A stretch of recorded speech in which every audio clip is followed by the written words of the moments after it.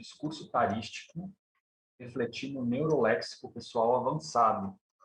A gente está num momento que, né, assim, algumas pessoas estão defendendo o contrário disso aqui, né? O discurso tarístico refletindo o neuroléxico pessoal básico, popular, algo desse gênero, assim, né? Eu, particularmente, concordo com o que você colocou aqui, né? Então, o discurso da Tales, ele, de alguma maneira, vai exigir mais do neuroléxico pessoal. Eu queria que você aprofundasse um pouco mais o que você colocou aqui, o que você pensou. Certo. Então, eu vejo assim, que essa questão, por exemplo, que tem a ver também com que, um pouco com o que Lucimara trouxe, né? De eu conseguir traduzir, vamos botar assim, ideias avançadas de uma maneira que fica didática para a pessoa, mas sem perder ali elementos de Verpon. Eu acho que quanto mais avançado o neuroléxico de uma pessoa mais capaz de adequar a linguagem dela sem vulgarizar, vamos botar assim, a Verpon, ela tem para conseguir transmitir aquele conhecimento. Não sei se ficou claro assim.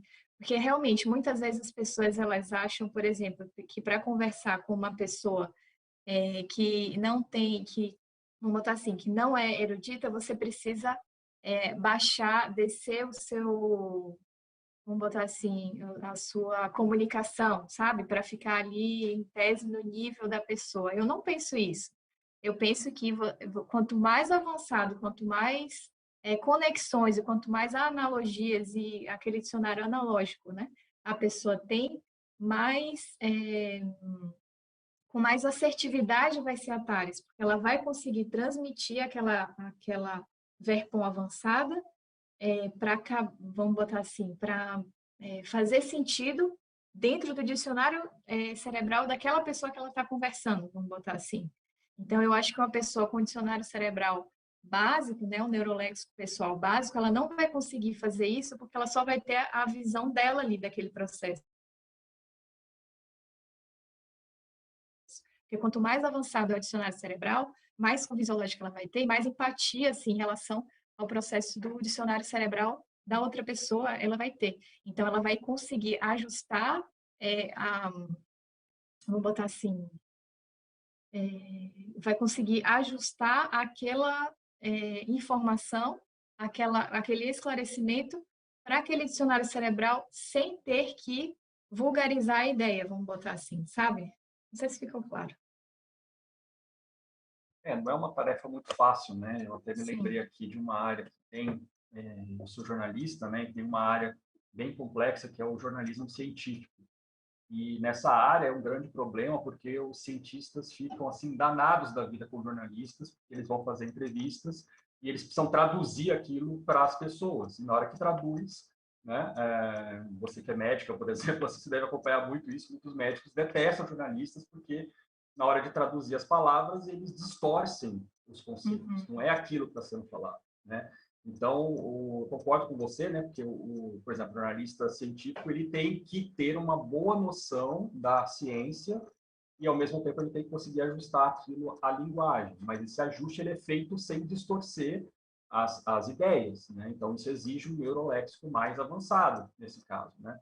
Mas é um exemplo que, da mesma forma que acontece isso no jornalismo, a gente vê as coisas aí atualmente sobre Covid, né? Como é difícil você achar uma informação assertiva, sem distorcer as coisas, mas também pode acontecer na conscienciologia. Então, é um cuidado assim que eu vejo que é bem importante de se tomar, porque, ao mesmo tempo que a gente não precisa ser totalmente rebuscado o vocabulário, né? Mas também colocar certas expressões podem não representar aquilo que é o conteúdo. Né? É um exemplo que a gente tem disso, Nonato, que você falou, é a questão do uso dos neologismos, né? Então, tem muitas pessoas que elas defendem o não uso do neologismo porque a pessoa não vai entender, né? E eu vejo justamente o contrário, assim, a proposta do dicionário neologístico, né, que eu coloquei, a proposta do neologismo é você traduzir uma ideia avançada e não utilizar o termo que vem sendo utilizado muitas vezes há milênios ali, que já carrega nele uma holopensene assim, místico, um holopensene religioso, que já tem uma carga mais, que faz conexões que não são as objetivadas ali no seu discurso, e o fato de você usar um neologismo muitas vezes é o que vai trazer o intermissivista, é o que vai fazer o rapport com o intermissivista que realmente teve contato com aquelas ideias no curso intermissivo.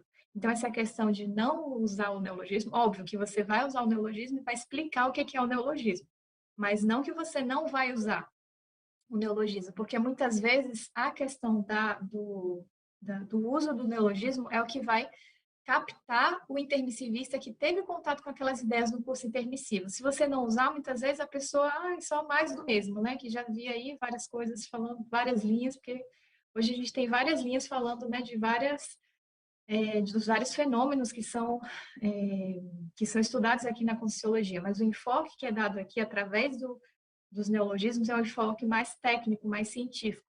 E quando se você usa os mesmos termos que são usados em outras linhas, não vai fazer o rapport com o intermissivista que teve contato com aquelas ideias avançadas. Então, eu vejo que é bem séria essa questão da neologismologia, né? De você sim usar todos os neologismos que você que for para captar ali aquela pessoa que teve contato com aquelas ideias no curso intermissivo. Claro que explicando, né? Tendo um bom senso. Se você gostou do vídeo, deixe seu like e se interessa em saber mais sobre a técnica da inversão existencial, siga a Assimvex nas redes sociais.